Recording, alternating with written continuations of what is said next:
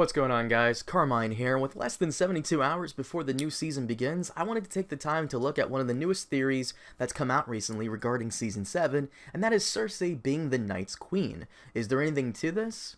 Let's take a look. But before we begin, I just wanted to say that last year, I partnered up with Amino for their new Game of Thrones app, and this year, I'm doing it again, in time to get you all in on their prediction challenge before the premiere, and who knows, you might even win a prize or two. For those of you who don't know, the Thrones Amino app is a great platform for fans of the Game of Thrones series to connect with other fans, share some theory ideas, and even interact with other Game of Thrones content creators.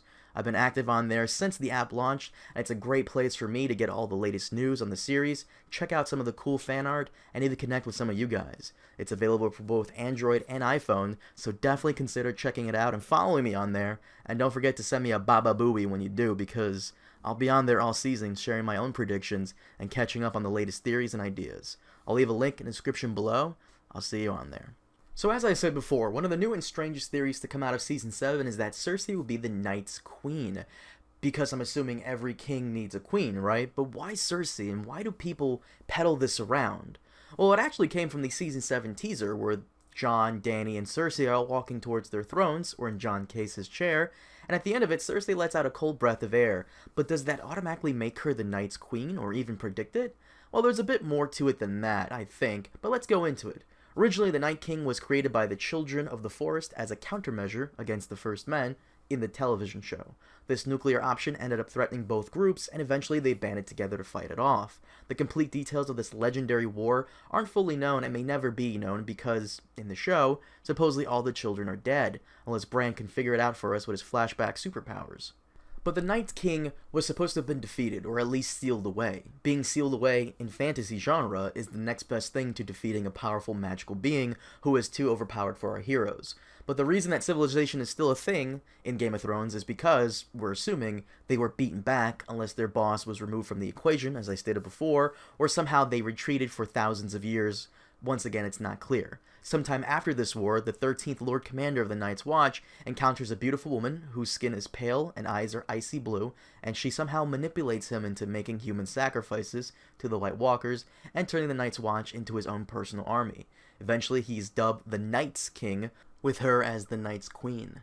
Now, this raises a lot of questions, the first being, who is she? Was she really a White Walker female, or just a white?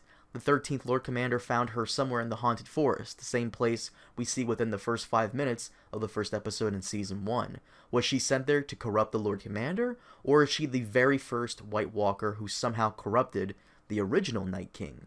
Because you see, some people argue that the Night King we currently see in the show leading the army is only a frontman, and that there is a queen controlling the whole operation. So, by tradition, does the Night King need a queen? Was this woman in the original war with the children and the First Men? Once again, it's not very clear. Also, in case you're confused, George Martin has made a clear distinction between the Night King, the main White Walker guy, and the Night King, which is the 13th Lord Commander. George says that the Lord Commander guy is a legendary figure and probably didn't survive to the present date. However, when George does discuss certain things like this, he usually only refers to the books because he does not retain storyline decisions in the show, so keep that in mind whenever he talks about any character in the series. But eventually, with the combined forces of the Wildlings and House Stark, the Night's Watch was freed, the Night's King was defeated, and the Starks ended up killing the Night's Queen. So we have two characters that are meant to be the kings of night or whatever, and a mysterious woman who's dead. The whole theory here is that the original Night King must have had a queen, but whatever happened to him probably sent her off on her own quest to find someone else who could be the king, and eventually she did. When they both died, the original Night King was revived, I guess, and now he's looking for a new queen, preferably one who holds that title, such as Cersei. But then you have Dany, or if the Night King wants to be a real troll, he could take Sansa, since she is a Stark and the rightful queen to the north, with Bran out of the way. This whole theory all stems from Cersei having a cold breath of air in the teaser, and the fact that she will be the main antagonist of Season 7, and will be teaming up with the other antagonists, and rumors that she will somehow, in a sense, help the White Walkers in the season. But in all honesty, everybody has helped them in some way or another. The whole tragedy of the story is that we can't band together to face a bigger threat, and instead want to play our Game of Thrones while time runs out for us all, and that it doesn't matter.